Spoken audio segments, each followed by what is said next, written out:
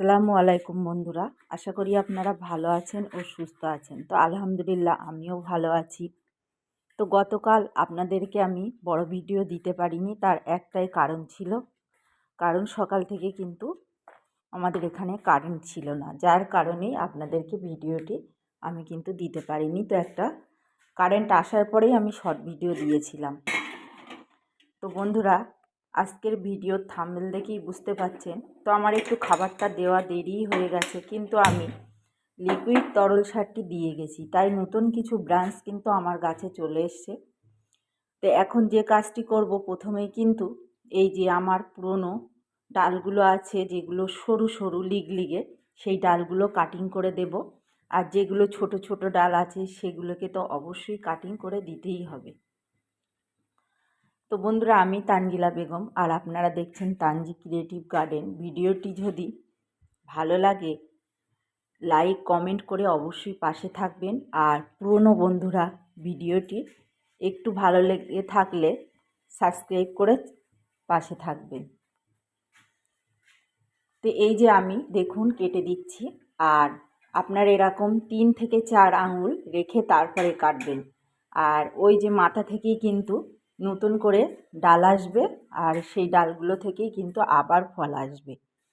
আর একটা কথা বলি, আপনারা যে ডালগুলো কাটবেন না, যেগুলো গত বছরে এক ফুল হয়েছে একটা দুটো, সেইগুলো কিন্তু কেটে দেবেন না। আর এটা দেখুন কারি পাত্তা গাছ হয়েছে, একটা বাগানে আছে, তো ড্রাগন গাছের গোড়াই হয়েছে।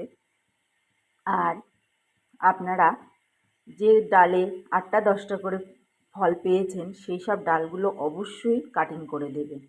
আর এরকম ডাল কিছু যদি বড় হয়ে যায়, 3 মাস 4 মাস বয়স হয়ে যায়, সেই সব ডালগুলো কিন্তু আগাগুলো কেটে রাখবেন।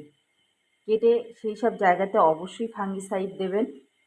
আর এই যে ডালটা দেখছেন, এটা আমি কেটে নেব, কারণ এই ডালটাতে আর বেশি কিন্তু আগামী সিজনে ফল হবে না। ওই ডালটা থেকেই আমি 5 থেকে 6টা ফল পেয়ে গেছি।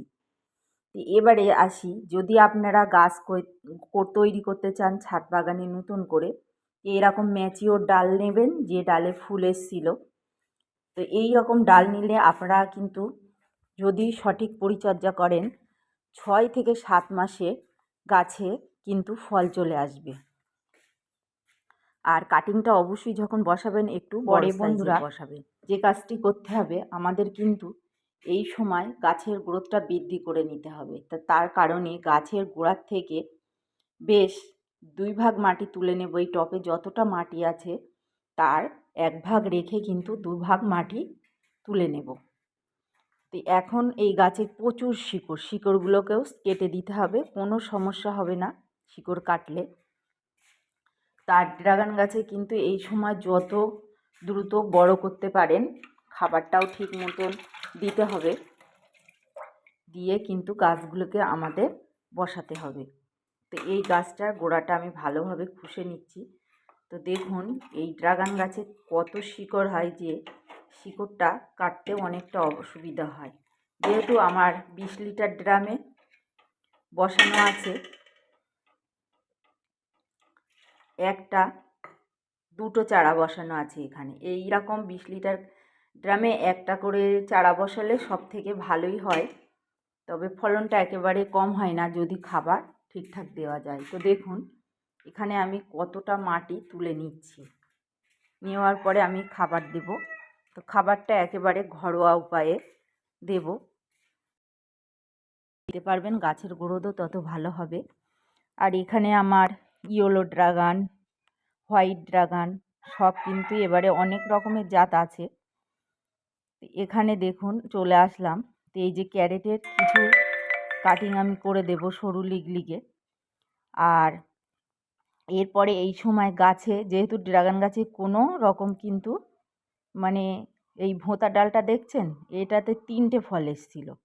আমরা কিন্তু ভোঁতা ডাল রাখি না, মানে কেটে দিই, কিন্তু আমি অনেক সময় ভোঁতা যেটা মোটা হয় সেই ডালটা কাটি না, তো সেই ডালেও ফল আসে। আর এটাতে আমি প্রায় 7টা ফল পেয়েছিলাম। তো এই ডালটা আমি কেটে দেব। তো এগুলো এখন কাটছি না, কারণ এগুলো কেটে এখন আমি কাটিং থেকে চারা করে নেব।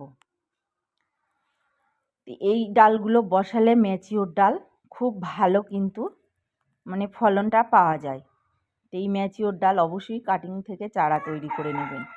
তো এবার আমি বলি একটা জিনিস, ছাদ বাগানে আমরা কিন্তু ড্রাগন খুব সহজে চাষ করতে পারি। আর ঘরোয়াভাবে যেভাবে আমরা সবজি চাষ করি ছাদ বাগানে সিম্পল, আর এই ড্রাগন গাছে কোনো পোকামাকড়ের উপদ্রবও হয় না। আর ড্রাগনের ফল একটু বড় সাইজ করার জন্য কিন্তু আমরা মানে অনেকেই যারা ব্যবসা করেন অনেক ভিটামিন অনুখাদ্য স্প্রে করেন, আমরা কিন্তু সেগুলো করি না।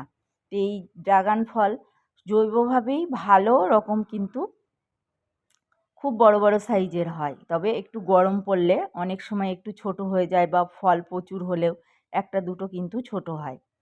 তো বন্ধুরা, আমি বলবো যারা বেকারত্বে আছেন অবশ্যই ছাদ বাগানে ড্রাগন চাষ করুন। পড়াশুনোর পাশাপাশি খুব ভালো হবে, রেজাল্টও পাবেন। তো এই যে এখানে একটাই ফল এসেছিল, তো এই ডালটা আমি কাটিং করব না, রেখে দেব।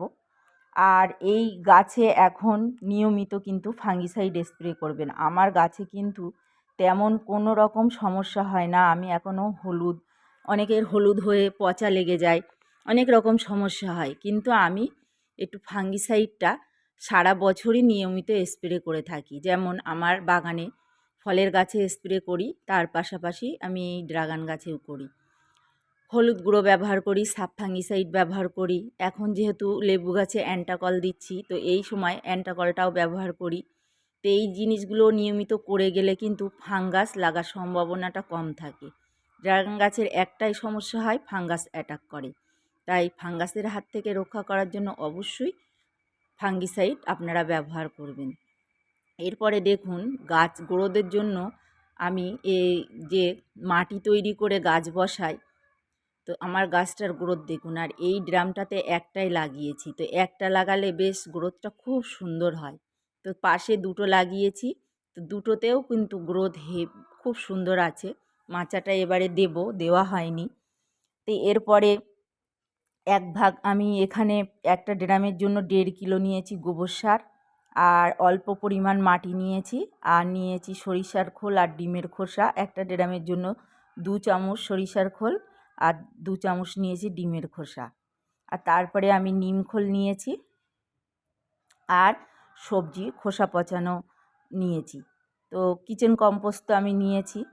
এখানে এবারে সবগুলোকে ভালোভাবে মিশিয়ে নেব।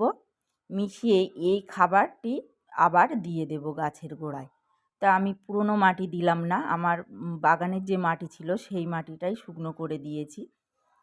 তো এইভাবে অবশ্যই আপনারা খাবার দিন। এর পাশাপাশি অবশ্যই লিকুইড সার তো দেবেনই, আর তারপরে একটু ফাঙ্গিসাইড নিয়েছি। তো এখানে আমি হিউমিক অ্যাসিড ব্যবহার করলাম না কেন, সেটাও আমি ভিডিওর শেষে দেখাবো। তো এখন আমরা এইভাবে ঘরোয়াভাবে কিন্তু গাছের গোড়ায় ড্রাগন গাছে খাবার দিতে পারি।